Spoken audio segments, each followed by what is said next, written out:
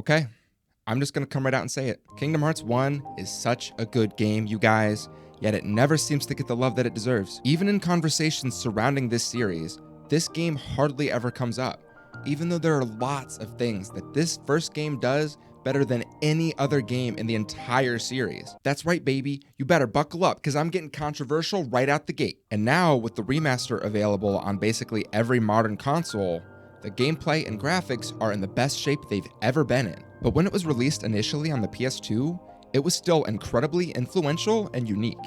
And its story holds up today just as well as it did all those years ago. So I'm here to set the record straight on why this game is so underrated and why it deserves so much more love. So get your nostalgia caps on, real fucking snug, as we go for a bit of a deep dive into something that I love dearly. Kingdom Hearts 1, Final Mix, part of the HD 1.5 and 2.5 collection. And I will be discussing the bulk of the story at the end of the video, but if you're worried about spoilers, maybe don't watch this and go play the game for yourself because it's a timeless classic and it still holds up today. Okay, thanks, bye. And hey, guys, I don't know, let's just have some fun with it, okay? So the most important thing that this game does is simultaneously provide the player with what they might expect and want from a mashup of Disney and Final Fantasy, while also giving us what we didn't know we needed from this concept. For example, we definitely want to explore levels based on our favorite Disney movies, but what we need is a strong narrative through line that gives us motivation to traverse these levels.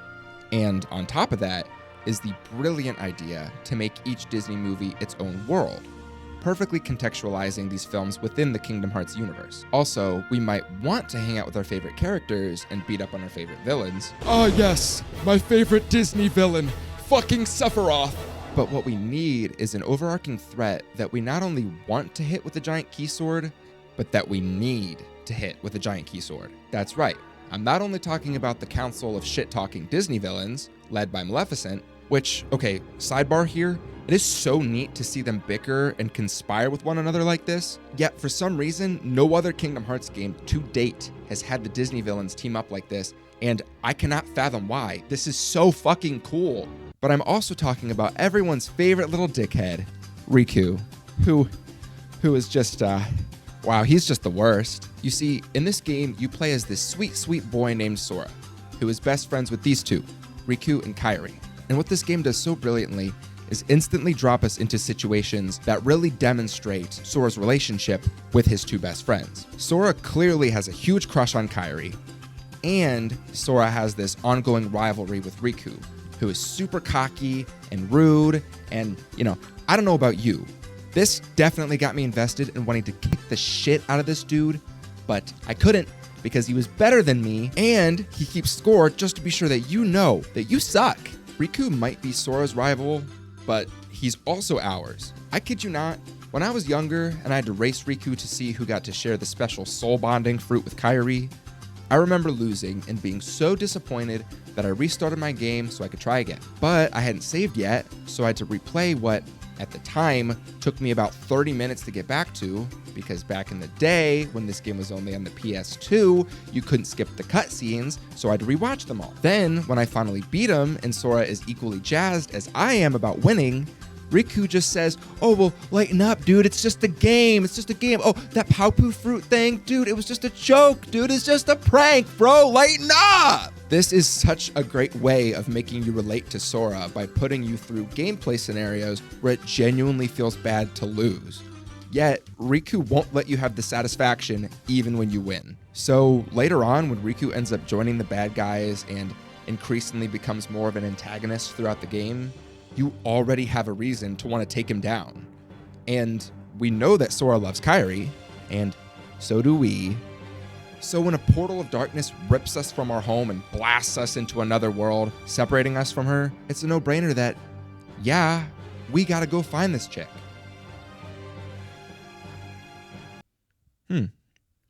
That was curious. I wonder if this will be important later. It's the themes of this game that make it so timeless. The value of friendship, light versus darkness, simple stuff, I know, but then there's the major theme of childhood jealousy. And now I have a theory that most people either have or have had a Riku in their life. Essentially a rival, maybe someone that's close to you that you see as much better than you at things, who pushes you to want to be better. And in this game, the rivalry is introduced in the very beginning and grows throughout the story. So I personally feel that if you've been in this situation, you can really relate to the subject matter. I feel that genuinely most people can, which then leads us to become more invested in Sora's journey. Now I know what you're thinking. Isn't this supposed to be a Disney game? Did we really need the story to be centered around these 3 anime kids? I wanted to play as Mickey Mouse! And to that I say, absolutely, these anime kids were necessary. Be gone, Mickey Mouse! This game initially released in 2002, and it was clearly trying to differentiate itself from the typical Disney games released back then, i.e. your Mickey Speedway USA or Donald Duck Goin' Quackers. And games like that never really got sequels, though Goin' Quackers did release on every single console known to man, so, what do I know? But this franchise wouldn't be what it is today if KH1 didn't lay the foundation of the story, with Sora serving as a sort of fresh pair of eyes that we can experience all of the Disney through.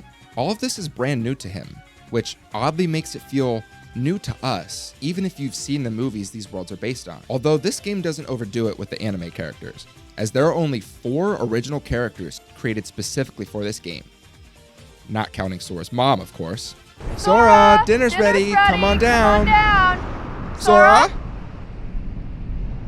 Most of the characters you meet will be ones that you're familiar with, but since Sora is new to the Disney and Final Fantasy pantheon... What, Sora? You've never played Final Fantasy VII? What the fuck is wrong with you? You are in no way required to be familiar with the source material in order to connect with the story and characters, as if that's the case, you'll just be in the same shoes as our protagonist. And now, people say that the Kingdom Hearts story is too complicated and its lore is too crazy, but this game does not get out of hand with its concepts at all. It basically only introduces 3 new original concepts, and they're all things that anybody can understand. Being the Heartless, creepy crawly critters of darkness. Hey, get out! Get out! I said get out! And then the Keyblade, which chooses its wielder and is used to defeat the Heartless. And then finally, each Disney movie being its own world, where the citizens are blissfully unaware of the greater universe around them. Although, not counting King Triton, of course. You're not from another ocean. You're from another world, aren't you? Huh? These 3 concepts are super simple, and anybody can understand them. And you're lying if you say that you can't. Sora has a sentient sword with the ability to unlock and lock things, and it's used to defeat the bad guys that are trying to take over my favorite Disney movies. Got it. Now let me go to Tarzan. Please, just... I want to go to Tarzan. Not Clayton! It's all of this which the series later builds upon, and admittedly kinda overcomplicates. It's okay. I still love you, Dream Drop. But if this game didn't stick the landing by giving us relatable and understandable characters, themes, and concepts that all served as a solid through line to connect all of the Disney and Final Fantasy stuff, there would have been no follow-up, and this game would have just been another Donald Duck Goin' Quackers. And we don't want that. Okay, now it's time to talk about the worlds. So with a limited budget and the hardware constraints of the PS2, the worlds could only be so big. So the genius way around this was designing each of the worlds with a certain philosophy of interconnectivity. Each area usually flows into multiple others, making each world feel like a bit of a maze, yet they all possess slightly different elements that set them apart from one another. For instance, Wonderland brings you to the same room multiple times, but depending on how you enter the room, it could be upside down or on its side, giving you this very bizarre, disorienting feeling that you would expect from, well, Wonderland. Olympus Coliseum only has 3 rooms in the whole world, but of course Hercules is the perfect setting for these optional tournament-style arena battles where more tournaments will unlock as the story progresses. And in Tarzan, oh yes, Tarzan, we're here, finally, fuck! I think my nostalgia cap may be cutting off blood flow to my brain. This world has this extra level of verticality, where you'll be traveling up into the trees and swinging from vine to vine. Like the titular Jane from the hit film Tarzan and Jane. And yeah, I know traveling back and forth between the camp and the treehouse can get really annoying after a while, But fun fact, you can actually skip the swinging vines by starting a time trial and quitting out of it. And with the jungle slide, you can just quit out of it and it will teleport you to the bottom anyway. So if feeling like Tarzan and Jane ain't your thing, then just skip that thing. My point here is that every world feels uniquely like their respective Disney film, just based on how each are designed. Yet, no other Kingdom Hearts game has been able to replicate the interconnectivity and verticality of these worlds, which require a bit of jumping, climbing, and sliding to get through. Every world feels like their own 3D puzzles, where upon your first visit, you may be missing a few pieces. Hello? Has anybody seen the corner piece to this puzzle that we call Kingdom Hearts 1 Monstro? Returning to the worlds once you've acquired the abilities High Jump and Glide means that you'll be able to reach new areas and items which you previously couldn't. And different colored Trinity marks, which are obtained throughout the story, means that you may want to pay extra attention to the levels so that once you gain a new Trinity color, you can go, hey, I remember I saw a red one near that sewer gate, and well, now I can give Goofy permanent fucking brain damage opening up this new area. But okay, let's be honest, Goofy already had permanent brain damage. I get bumped on the head all the time. I also need to mention that this is the only Kingdom Hearts game with spell-related puzzles that add to the incentive to revisit worlds once you've acquired new magic. Another element that basically never pops up again throughout the entire series.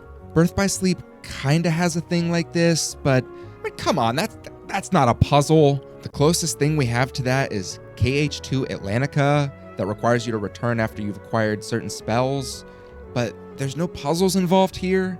You just unlock the next story segment after you acquire a new spell. The only thing puzzling here is how the devs thought this world would be a good idea. Thank you. You can do it. Kingdom Hearts 1 worlds keep giving you a reason to come back though. So hands down, they have the most replayability out of any game in the series. And it's really no contest. In Dream Drop, you have complete freedom of movement, bouncing off walls and jumping 20 feet into the air, so you can reach any chest right from the beginning. And KH2 has a complete lack of level design, where, barring the Cavern of Remembrance, there are really no areas that cannot be reached early on. There is very little sense of discovery, as most chests are placed directly in your path as you run down empty hallways that lead from, admittedly, one awesome combat encounter to another. And yeah, that game was designed for the combat. But you know what? So was KH1, and I'm here to tell you why this game has the best combat in the series. Well, okay, that's of course heavily debatable and probably untrue, but this is my segue into talking about gameplay. So I've heard a lot of rhetoric flying around these days that I frankly find to be quite toxic, that KH1's combat and platforming is clunky and doesn't hold up. And I'm always left feeling like a crazy person because I could not disagree more. Everything in this game feels so deliberate. Every swing of the Keyblade feels like a clearly telegraphed, deliberate attack, despite the standard 3-hit combo being a bit slow, which always feels so satisfying due to the underrated sound design. Just listen to that. It sounds like slashing through a Heartless made of jelly. Every jump has to be properly timed and carried out. Sure, it's definitely not as fast and smooth as, say, Mario 64. Then again, platforming requires you to be very deliberate with your inputs. Holding the jump button allows for a farther jump, while tapping it as soon as you land will allow you to cancel the landing lag, sending you right back up into another hop. Sora has a real weight to him. He can only jump so high and far, while spells and air combos do not suspend you. You're always going to be moving down towards the ground, even if you're executing attacks in the air. Also, not being able to map a spell to the jump button with the quick menu means that you can keep it open while constantly jumping and casting spells, which is really, really satisfying. But this is the only Kingdom Hearts game where you can do this. No matter what, you're always headed toward the ground. So timing jumps in tandem with the already much faster air combos winds up feeling really snappy and quick. The second your last swing comes out, you're hitting the ground. The second you hit the ground, you're back in the air, swinging again. This isn't a difficult rhythm to get down, but once you have it, you already feel like a goddamn Keyblade master. And this is without mentioning all of the awesome combat abilities you acquire as you level up, which will often make your combos faster and more powerful. This game is seriously a perfect blend of RPG elements and hack and slash gameplay.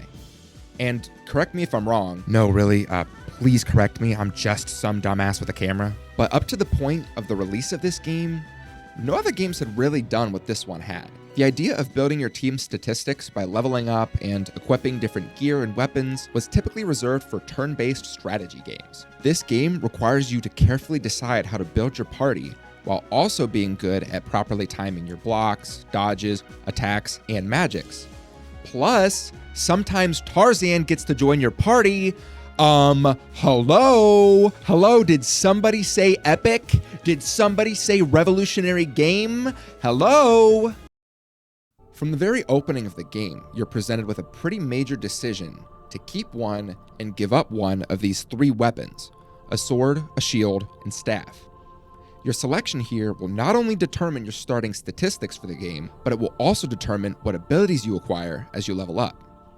The brilliant thing is, this game doesn't tell you what this does, but even a dunderhead like me, who played the game for the first time at like 4 or 5 years old, was able to infer generally what these weapons represent. Yeah, Mom, obviously the shield implies defense, the most likely path to acquiring the guard ability at an early level. However, I'm more likely to rely on my straight up combat abilities, such as sliding dash and combo plus, obtained through selecting the sword. If I were to select the shield or staff, I wouldn't learn combo plus until level 63 and 87 respectively, as if everyone knows that in a typical run through, Mom, where are you going? Mom, I need help beating Ursula?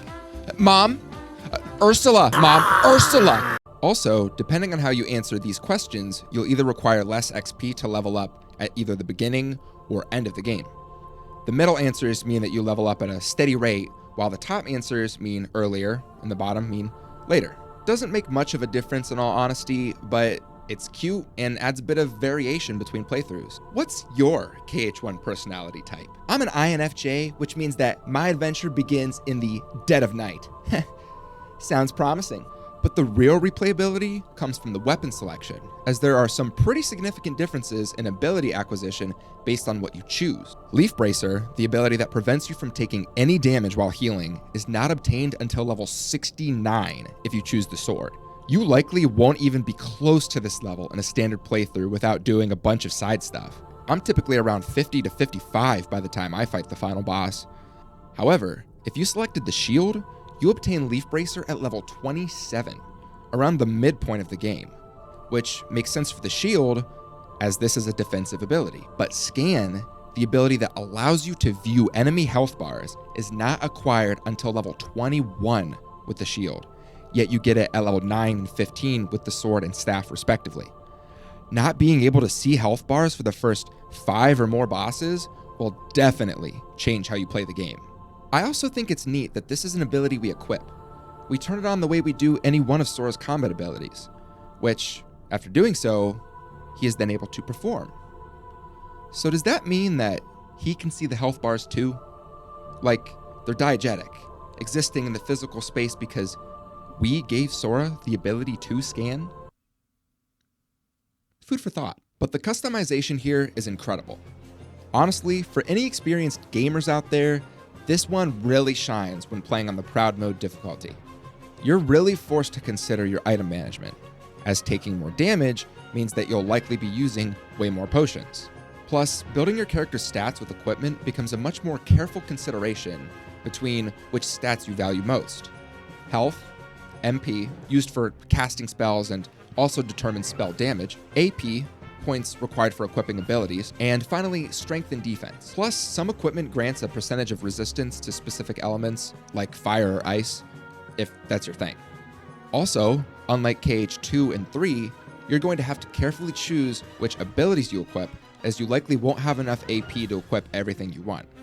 Yet, some abilities may be far more or less useful to you depending on your build. Unlike later games where it pretty much benefits you to immediately equip every new ability you get without a second thought. And by the way, this is the only KH game that allows you to modify your HP and MP through equipment, which I personally find baffling that you can't do this anywhere else. In the later games, they're increased at specific intervals, usually after completing a boss fight, where in KH1, these simply increase upon leveling up, and with equipment, which I find to be the much better system. I have way more options to consider, since any gear could affect any of these 5 stats. If I want to load up with stuff that increases my strength and no defense, turning me into a glass cannon, that is my God-given right. But in KH2 and 3, equipment is divided into accessories, which only affects the stats AP, strength, and magic damage, which is separate from maximum MP for those games, and then armor, which only affects defense and elemental resistances. What the fuck? This is so much worse. Every player will just equip whichever accessories and armor have the best stats. All you really have to consider is whether to prioritize magic or strength. Plus, I've never known anyone to even pay attention to resistances in these games, so of course you'll just pick the armor with the best defense.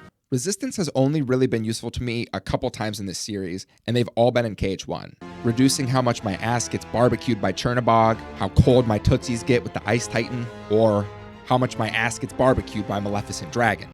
This equipment can also be placed on your teammates. Additionally, you have access to the customization menu, which allows you to edit how your party members play. Want Donald to be constantly healing you?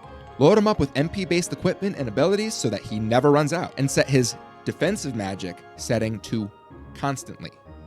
This customization menu is super underrated and helpful. Another system to be carefully considered when playing on Proud Mode. Oh, and listen up, ladies and gents. I do not tolerate Donald slander on this channel, okay?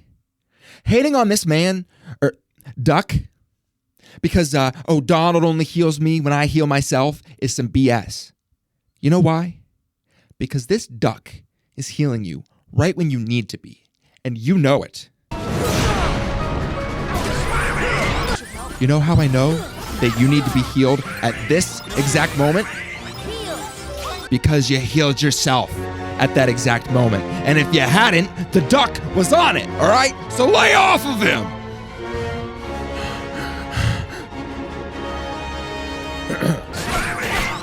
He's always had your back. So give him some credit, okay? Because if you come after him again, I'm gonna go quackers on you. At the end of all this customization and ability equipping, you wind up with a pretty deep combat system where, depending on what you equip with your AP, your combos will start to get longer, faster, and more satisfying, while you learn new spells and level up your old ones, really solidifying that this kid with no combat experience outside of, recreational beach violence is really honing his skills with the Keyblade. It's really satisfying going from a standard 3-hit combo to, well, frankly, some pretty crazy shit. This game will absolutely test your skills as you progress. There are 41 boss battles in this game.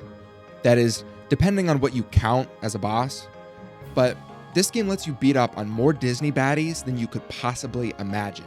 Sabor from Tarzan, that shark from The Little Mermaid, Lock, Shock, and Barrel. Is that one even legal? This is all just animal and child abuse. And it's fucking awesome. Also, the design philosophy for these bosses and their arenas is similar to the design of the worlds themselves, with a focus on verticality. Many areas have some sort of platforming that is either just there to spruce up the place, or in some cases, it's actually required in order to reach the boss. Hell, all of the big bosses themselves can be platformed on, typically. You're rewarded with tech points for scaling Darkseid's arm and hitting his head, which, by the way, is such a good system that never returns in later games. You're rewarded with additional XP for being creative in battle, deflecting enemy attacks, using ice magic on fire enemies, or vice versa. It really encourages the player to think a bit more about their choices in combat, and properly time their attacks so they may deflect and gain a bit of extra XP while protecting themselves, rather than just mashing the X button to win. Which I'll admit, this series has a lot of. Now, I don't know about you, but whenever I walk into a big open arena in a game, not only do I immediately assume that I'm about to fight a boss here, but I'm reminded that I am, in fact, playing a video game. I much prefer that many of the boss fights have some sort of climbable geometry, which gives you the added option of taking cover during the fight. Plus, you don't immediately know that you've entered a boss arena because really any room could have a boss in it, including ones that you've been through multiple times. This is much better than the whole, oh boy, another empty room in the perfect shape of a square or circle. Gee, I wonder if this place was designed specifically for a boss fight to happen here. Uh-oh! Hello, ladies and gentlemen. It is now time to give out the worst boss award in all of Kingdom Hearts 1, the fight that slashed my tires and pushed my grandma down the stairs. This award goes to none other than Lock, Shock, and Barrel for having an entire arena the size of a toddler's playroom with a complete lack of camera control and mobility, 3 tiny enemies which move fast and are impossible to keep track of. And should you die here, you will be forced to traverse the entire godforsaken treehouse all over again, losing any items and experience you collected along the way. Runner-up bad boss fights go to Ursula 1 and 2, simply for being fights where you must use the swimming mechanics, which means that you cannot block or dodge. Wow, great game design. But wait, ladies and gentlemen, you forgot about the Best Boss Fight Award, which goes to Ansem 2, of course, the endgame 1v1 boss fight with no other party members that really tests the player's ability to memorize enemy attacks and patterns, a perfect final test of the skills we've learned up to that point in the game. Runner-up is Riku 2, for all of the same reasons, though I have seen the cutscene before this fight 1,000 times because I would die a lot here, and I must reiterate, on the PS2, you couldn't skip the cutscenes. There's no way you're taking Kairi's heart! So it may seem somewhat backwards to talk about the story last, but it's the story that really ties everything together. It gives purpose to the characters, worlds, and gameplay in ways that no other game in the series does. Let me explain. You have a few goals in this game that all overlap perfectly with one another, that all point to the primary objective of traveling to different Disney worlds. Sora wants to find his friends Riku and Kairi, who he was separated from after their home gets sucked into a big black hole of darkness. Donald and Goofy want to find their king, Mickey Mouse, who set out on a secret mission to find information on why the worlds are falling into darkness. Since Sora's been chosen by the Keyblade, along the way he'll need to seal the keyhole of each world, which will protect the worlds from the Heartless. From the beginning, we're given 3 great narrative reasons to do something that we already want to do anyway. Explore worlds based on our favorite Disney films. Like Tarzan! Not Clayton! I joke, but I genuinely do think that Deep Jungle serves a really interesting function in the story, since the narrative reason for landing here is that Sora wants to and Donald doesn't. So while they're fighting over the controls of their ship, they wind up crash landing here. And remember that council of shit-talking Disney villains? Well, Clayton, the villain from Tarzan, is not part of this council. And neither is the Queen of Hearts from Wonderland. A more uninspired writing team would have either had none of or all of the villains teamed up. Just throw them all in a room together. They're iconic. It'll work. But what they do here makes perfect sense. These two have no real powers or greater aspirations that would be valuable to Maleficent, who leads this group. Clayton is just some asshole who wants to shoot some fucking gorillas. Why would he even be invited to run with this crowd? In fact, his world actually has no Heartless upon your arrival because it's just some piece of shit jungle world. It makes total sense that it wouldn't even be on the radar of the villain squad. So when the darkness in Clayton's heart eventually lures the Heartless there and we axe him for it, Maleficent and company trash on him for being a C-tier nerd who couldn't take the heat. It was his lust for power that was the bait. But it seems the bait was too tasty for his own good. Yeah, he got chopped instead. Villain squad for life! Woo, woo, woo! Villain squad! Woo! The obvious irony being that the same thing will happen to every single one of these overly arrogant shit talkers. But it's their goals that collide with ours, as some of the worlds we visit are homes to the Princesses of Heart, 7 pure-hearted individuals that Maleficent is kidnapping one by one. We don't truly learn what purpose this serves until the very end of the game, but rescuing characters like Alice or Jasmine, who are nothing but kind to Sora, is all the more reason to motivate us to traverse these worlds, to seal the keyholes, and take down the villain squad. This game utilizes its worlds perfectly in tandem with the story, as the mere act of arriving at a world is often some sort of event. Sailing through space and then being taken captive by a flying pirate ship is far more surprising and engaging than just picking a world and then spawning there. You think you're headed to one world, but then you're instead swallowed up by a giant fucking space whale, the logistics of which just don't make any sense. I mean, how can a whale swim in space? Hello? Whoa, I've seen Pinocchio. I know where this goes. Even our hub world, Traverse Town, a world original to Kingdom Hearts, serves a strong narrative purpose as a place where people wind up after they lose their homeworld. A perfect place for all the Final Fantasy homies to hang out and give us exposition. These characters are utilized super well, as it just kind of makes sense that all of these well-traveled badasses know all about the Heartless, the Keyblade, and Maleficent. The story progression of this game is just so good. Not a single world feels like filler. Every one serves a purpose. Either we're chipping away at the Council of Villains, getting closer to finding Kairi and King Mickey, making progress as we seal the keyholes of the worlds, watching as the villains make progress towards their mysterious goal surrounding collecting the Princesses of Heart, or catching up with Riku, who is also working toward finding Kairi, but possibly for his own reasons. Oh, and by the way, here's that theme of childhood jealousy again. When Riku shows up in Traverse Town and sees us hanging out with Donald and Goofy, Maleficent acts as the personification of his anxiety and jealousy. He quite simply replaced you with some new companions. Evidently, now he values them far more than he does you. This gives us a little window into why he goes to the extreme lengths of joining up with the obviously evil witch in order to find Kairi. And Riku is no idiot. We are shown that Riku doesn't feel like he has a choice and thinks we've replaced him. And he's driven to find the only other friend he has, Kairi, regardless of whether he trusts these people. But this eventually leads him to lose who he was as he gives into the darkness. Things finally come to a head in what is my favorite level of literally any game ever. Hollow Bastion is the perfect test of everything you've learned up to this point. It's full of puzzles, platforming, combat challenges, including multiple boss fights, some of the hardest ones in the game. Fuck Maleficent Dragon and Riku too, goddammit. The story also peaks here with some of the most important moments in the entire series unfolding in this world. Riku steals our Keyblade, and since Donald and Goofy were tasked by King Mickey to follow the Keyblade, they ditch us, despite the fact that we just went on this whole adventure together to get to this point. And to ensure that you feel the weight of this, you are forced to play through the following segment with a wooden sword that literally does no damage. A sword that kind of symbolizes how far we've come because, now we don't have the Keyblade, so we're reduced back to what we were at the start of the game, fighting with a wooden toy sword. And on a kind of cool note, Beast joins you, but he really only emphasizes how powerless you are without the Keyblade, since you're kind of going to be relying on him to take out many of the enemies for you. Because, let's face it, this dude is kind of a tank. He's, kind of a beast. After this segment, though, Sora really cements what is essentially the main theme that will be carried out throughout the entire series with this iconic line. I don't need a weapon.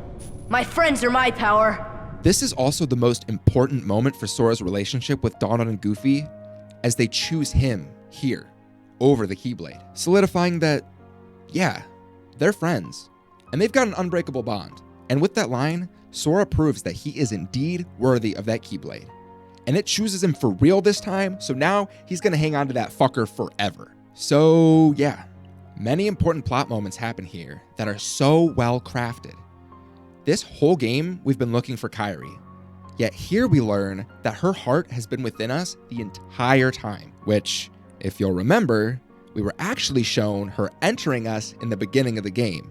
Oh fuck, that sounds wrong. Kairi's inside me? This is why Sora has visions of her throughout the entire story. This is such a good twist because there are hints laid all throughout the story, but most people don't see it coming. The other big twist is that Maleficent, who throughout the entire game was framed as the leader of the villains and the main antagonist, was actually just a puppet being used by this mysterious hooded figure who pops up a few times throughout the story. This is Ansem, a character mentioned early on, a scientist whose reports on the Heartless pop up all over the different worlds.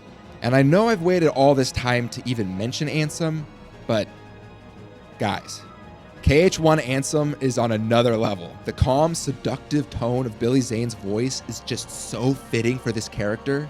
It makes total sense that he was able to persuade Riku to give in to the darkness. I mean, just listen to him. Plunge deeper into the darkness, and your heart will grow even stronger. What should I do? He sounds so It's gentle, really quite yet simple. creepy here. But when he yells, it's also so terrifying. Submit! He's kind of like a super cold dad that you don't want to piss off. And cool-ass Papa Ansem becomes our villain for the final act of the game. And yeah, there's not a lot of depth to him.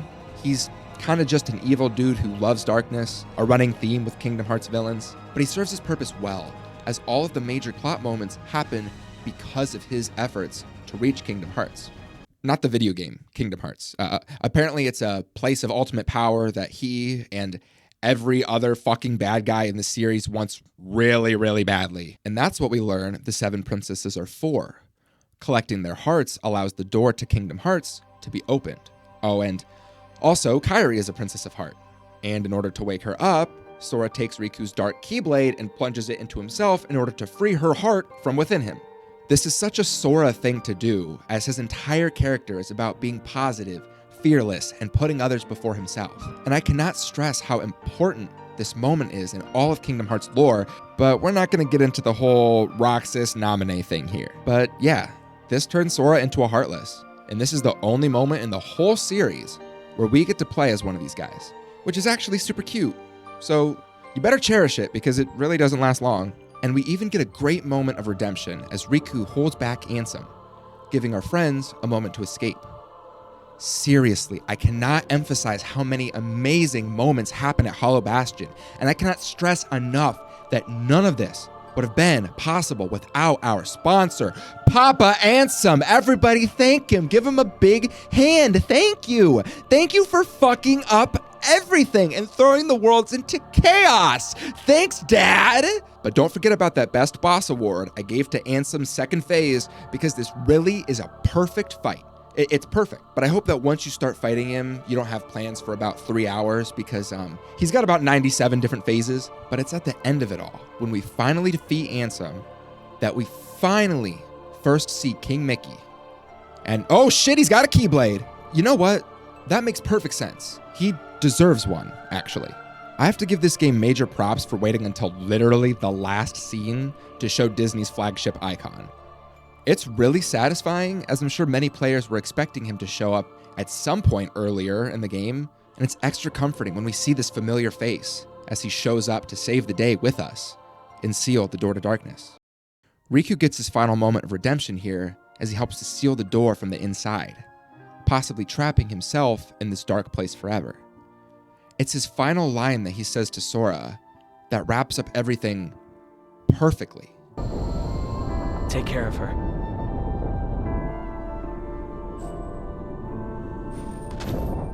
Everything that he's done throughout this story has been for her. Every bit of misplaced trust, every wrong path, it has all been in service of saving Kairi. And it was his jealousy of Sora's new friends that drove him away from his oldest friend. Yeah, he's been our enemy throughout most of the game, but with this line, he's not only letting go of that jealousy, but it's his way of saying I'm sorry for the poor choices that he's made. He didn't need to go to the lengths that he did to save Kairi if he had just trusted that Sora still cared, which he did.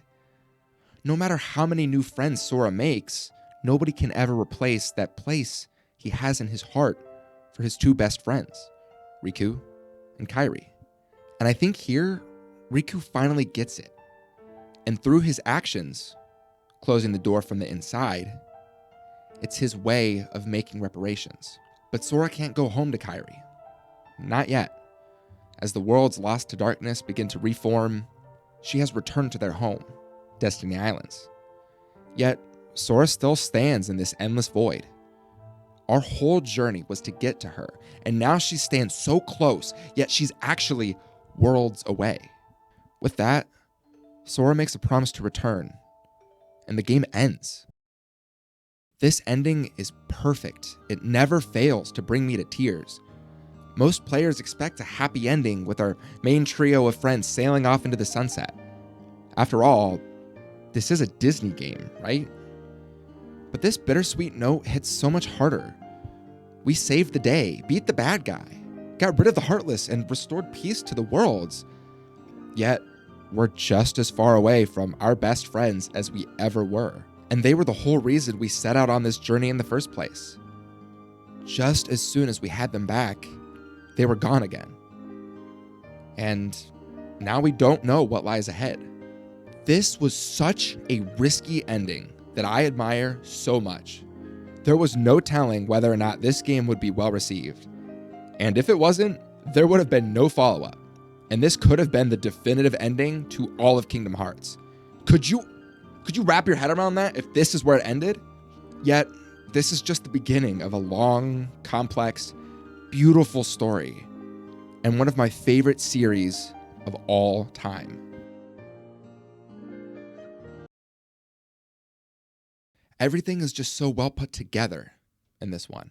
And I'm not saying that dumb bullshit where, oh, back then the story was so simple and clean. Like, fuck off with that. But at the same time, it was concise and beautiful. Damn. I just love this game so much. I also want to give a quick shout out to what I call the Heart. This, gauntlet of enemies that you go through just before fighting Ansem. This is the hardest fucking thing that my 6-year-old self ever went up against. And I was stuck on it for about a year until my cousin ended up beating it for me. Yeah, fuck that.